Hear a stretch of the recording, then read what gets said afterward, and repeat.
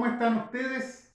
Le doy la bienvenida a este resumen de lo que ha sido nuestro estudio sobre el alcance de la vida cristiana, una doctrina fundamental que todo cristiano debe considerar y que está motivada por la persona de Cristo Jesús, su vida, su obra, e impulsada por la acción del Espíritu Santo en la vida de cada creyente.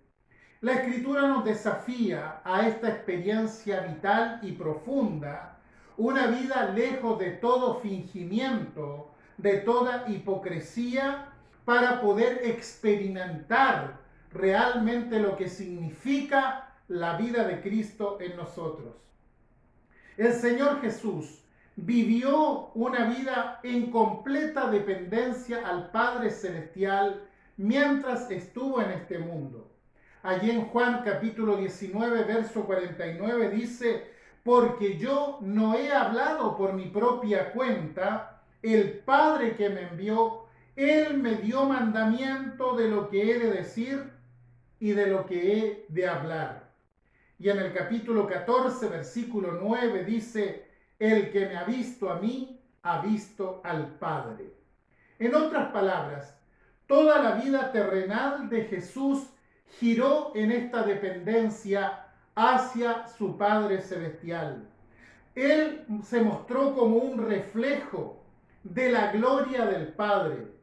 Ahora, cuando nosotros profundizamos en la fe cristiana, entendemos también que debemos ser el reflejo de la presencia de Cristo en este mundo caído y hostil en el cual vivimos. El discipulado cumplía con el objetivo de replicar la vida del Maestro en aquellos que lo seguían. No basta solamente con decir yo creo. Muchos dicen creer. Lo importante es que podamos vivir cual discípulos de Cristo, demostrando con nuestras palabras y con nuestra vida lo que Cristo ha hecho en nosotros. Partimos diciendo que no sacamos nada con imitar una fe o una religión. La imitación por sí sola no es suficiente.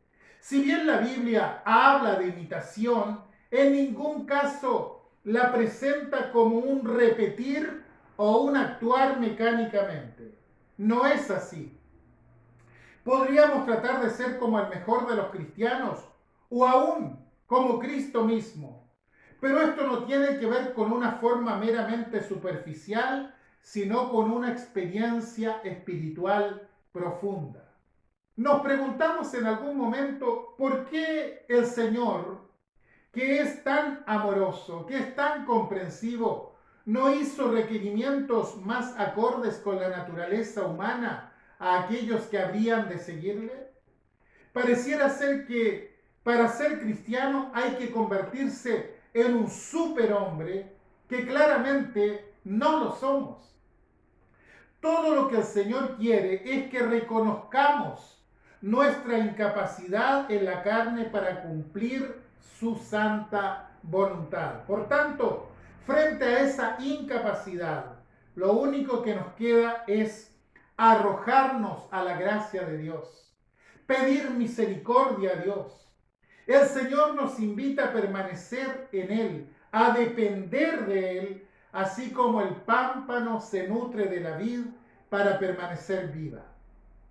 El Sermón del Monte no es una lista de lo que tenemos que hacer y lo que no tenemos que hacer.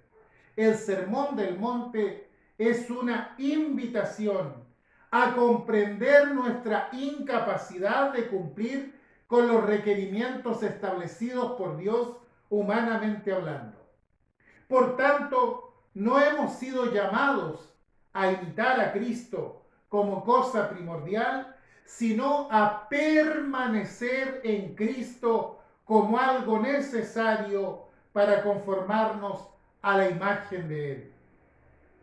En su aspecto más confrontacional, podemos notar que nuestra participación en Cristo tiene un punto de partida bien profundo, que es ser crucificado juntamente con Él.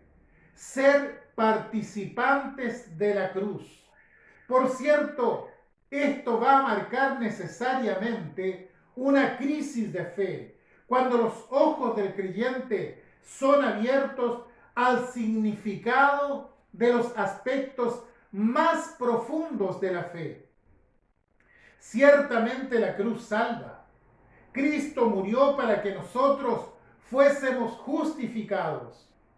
Pero cuidado, la cruz no actúa como algo mágico. La cruz no es un amuleto de buena suerte. No es que simplemente Cristo cargó sobre sí nuestros pecados. Sin duda lo hizo. Pero el propósito de la cruz va mucho más allá, debe afectar nuestra propia existencia. Pablo entendió esto claramente cuando les dice a los Gálatas: con Cristo estoy juntamente crucificado, y ya no vivo yo, mas vive Cristo en mí. Y lo que ahora vivo en la carne, lo vivo en la fe del Hijo de Dios, el cual me amó y se entregó a sí mismo por mí.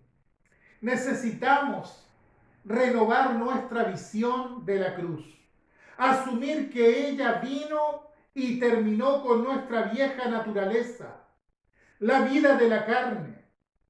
Si tan solo comprendiésemos esto, experimentaríamos una verdadera revolución en la iglesia de Cristo. La vida cristiana no consiste en el esfuerzo humano de llegar a ser como Cristo, sino de morir juntamente con Él para dar lugar a la nueva vida con Él. El significado completo de nuestra identificación con Cristo en su muerte no puede abarcarse en un solo momento. Necesariamente debemos detenernos en el lugar de la cruz. Debemos detenernos en el Calvario para que el Espíritu Santo pueda revelarnos las profundas implicancias de nuestra participación en su muerte. La Iglesia ha tratado de imitar al Señor dentro de una carnalidad exacerbada. No ha querido rendir su propia vida a fin de vivir la vida celestial. No obstante, al remitirnos a la Santa Escritura, encontramos que la única manera de avanzar y madurar espiritualmente es abandonando la vieja vida. Sin duda, Pablo es el mayor exponente de esta doctrina, la doctrina de la co-crucifixión. De hecho, es la doctrina fundamental sobre la cual él enfoca su atención.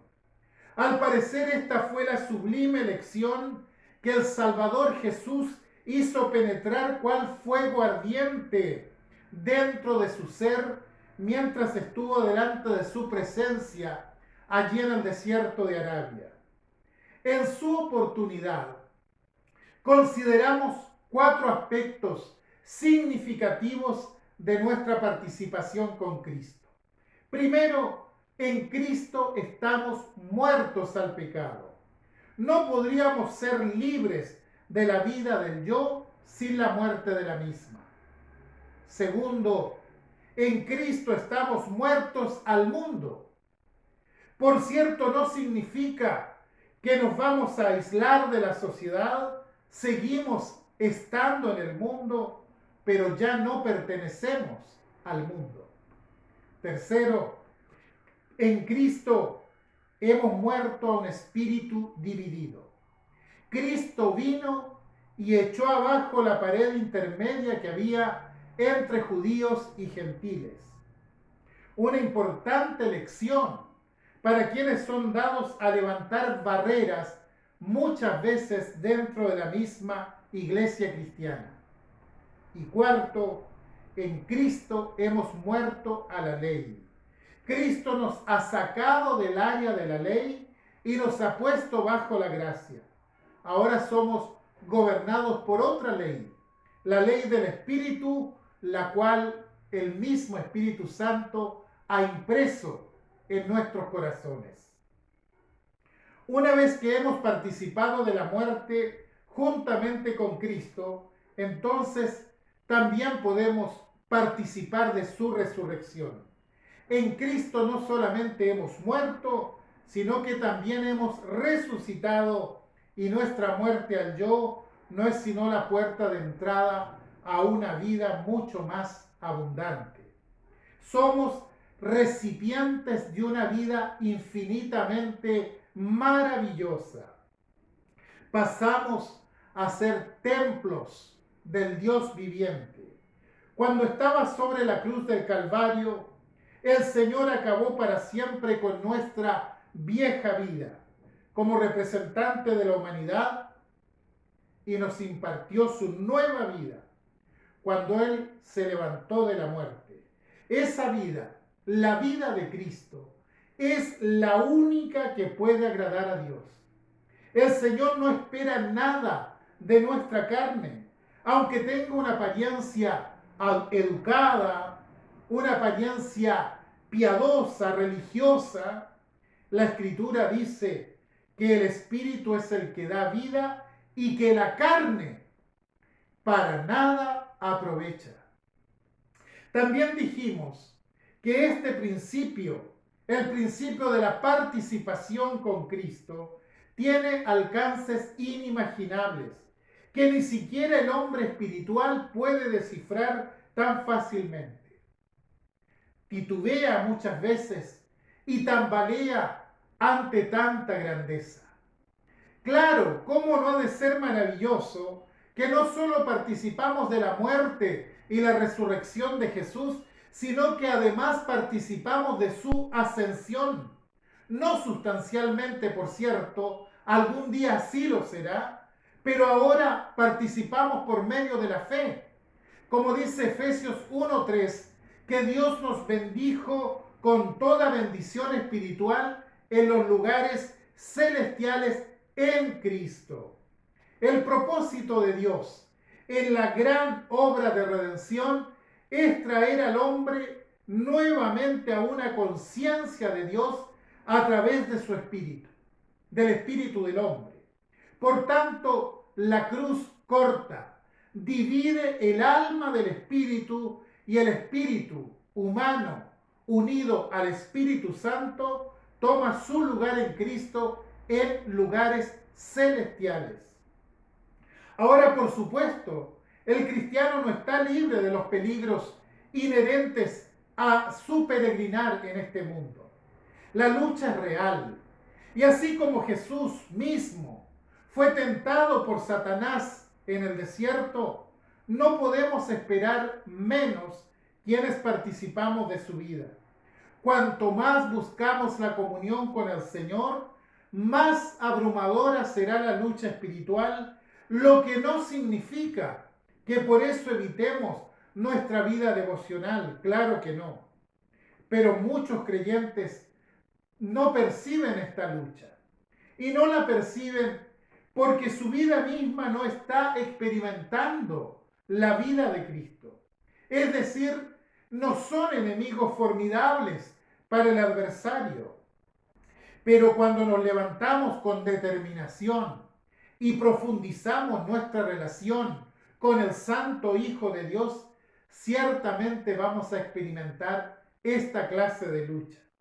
No obstante, así como Jesús dictó sentencia sobre el enemigo mediante su muerte en la cruz, cualquier persona que se entrega a Cristo y renuncia a la vida del yo, tendrá suficiente autoridad para derrotar todo ataque de las tinieblas. Así como Cristo venció, el cristiano también puede vencer toda adversidad. No debemos cederle terreno al enemigo. Sin embargo, muchas veces se lo cedemos. ¿Cuándo? Cuando pecamos. Cuando dudamos de la autoridad de Cristo.